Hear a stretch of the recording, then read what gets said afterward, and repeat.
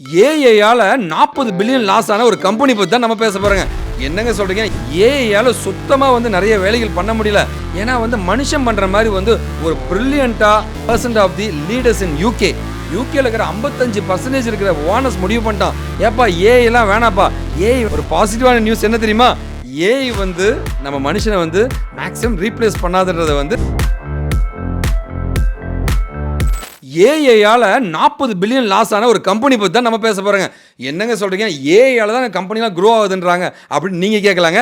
அப்படியே ரிவர்ஸா அடிச்சிருக்காங்க. இப்போ 40 பில்லியன் லாஸ் ஆயிருக்குங்க ஒரு ஸ்வீடிஷ் கம்பெனிக்கு. என்ன லாஸுங்க, எதனால ஏஐயால லாஸ்ன்ட்டு டீட்டெயிலாக பார்க்க போறேங்க.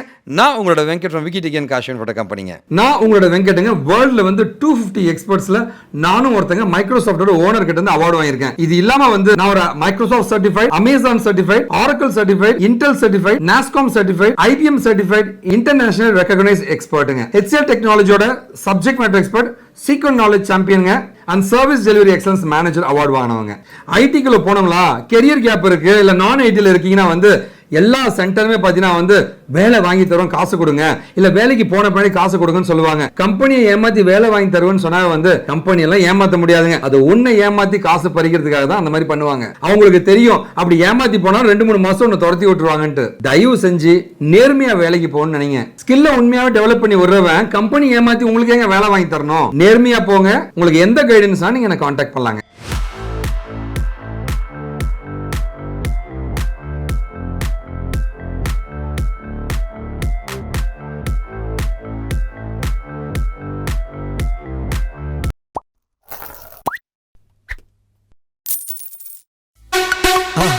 மறக்காம சர்ப்ரைஸ் பண்ணுங்க. தேங்க்யூ. ஸ்வீடன்ல ஃபினான்ஸ்ல ஒரு டாப் மோஸ்ட் கம்பெனி கிளர்னா அப்படின்ற ஒரு கம்பெனிங்க.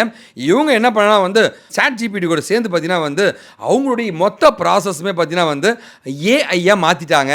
ஸோ இதனால் என்ன பண்ணாங்கன்னா ஆல்மோஸ்ட் 700 எம்ப்ளாயிஸை கம்பெனிலேருந்து எடுத்துட்டாங்க. ஓகே, இது நடந்ததுன்னா 2022. ஸோ இந்த ஏஐ என்னெல்லாம் பண்ணுன்னா டிரான்ஸ்லேஷன், ஒரு லாங்குவேஜ்லேருந்து இன்னொரு லாங்குவேஜுக்கு டிரான்ஸ்லேஷன் பண்ணுறது அந்த ஏஐ பண்ணிடும். டேட்டாவை அனலைசிஸ் பண்ணுற இடத்த பார்த்துக்கும்.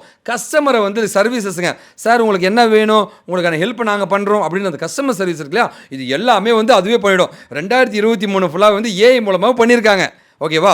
2024 பார்த்தீங்கன்னா அப்போ தான் நம்ம சிஇஓ செபஸ்டினுங்க அவர் ஒரு பேட்டி கொடுத்துருக்காரு. அவர் என்ன சொல்கிறாருன்னா ஏப்பா கஸ்டமர் சாட்டிஸ்ஃபேக்ஷன் பார்த்தீங்கன்னா இந்த ஏஐயால் நெகட்டிவில் போயிட்டுருக்கியா, பயங்கரமான லாஸ் ஆக ஆரம்பிச்சிச்சுங்க 2024 ஏஐ வந்த பின்னாடிங்க. அதோட பார்த்தீங்கன்னா அவங்களோட பிராண்டுமே பயங்கரமாக குறைய ஆரம்பிச்சிருச்சுங்க. ஸோ 2024 ஒரு 1400 எம்ப்ளாயிஸை வச்சுக்கிட்டு ஒரு சர்வே எடுக்க ஆரம்பித்தாங்க. அந்த சர்வேல பார்த்தீங்கன்னா ஏஐயால் சுத்தமாக நிறைய வேலைகள் பண்ண முடியல. ஏன்னா மனுஷன் பண்ணுற மாதிரி ஒரு பிரில்லியண்ட்டாக தேவையான விஷயங்களை கொடுக்கறதுக்கு அதுக்கு திறமையே கிடையாது. மனுஷன் இந்த இடத்துல எப்படி நம்ம பண்ணணும், அந்த இடத்துல எப்படி பண்ணணுன்ற மாதிரி ரியாக்ட் பண்ணக்கூடிய கேப்பபிலிட்டி ஏஐக்கு சுத்தமாக இல்லை. அதனால் 55% ஆஃப் தி லீடர்ஸ் இன் யூகேல இருக்கிற 55% இருக்கிற ஓனர்ஸ் முடிவு பண்ணிட்டான். ஏப்பா ஏஐ எல்லாம் வேணாப்பா, ஏஐ வேணா கொஞ்சமாக வச்சுக்கலாம், பட் ஆனால் மனுஷங்களை வெளில தூக்கிடாதீங்கன்ட்டு. ஸோ ஒரு பாசிட்டிவான நியூஸ் என்ன தெரியுமா? ஏஐ நம்ம மனுஷனை மேக்ஸிமம் ரீப்ளேஸ் பண்ணாதன்றதை இது மூலமாக நம்ம தெரிஞ்சுக்கலாங்க. நீங்கள் அடுத்த வார்த்தை கேட்கலாம், அண்ணா ஏஐ ரீப்ளேஸ் பண்ணுதுன்னு சொல்கிறாங்களா, அது எப்படின்னா ஃபர்ஸ்ட் நம்ம ஆர்டிஃபிஷியல் இன்டெலிஜென்ஸாக என்னன்னு தெரிஞ்சுக்கலாங்க.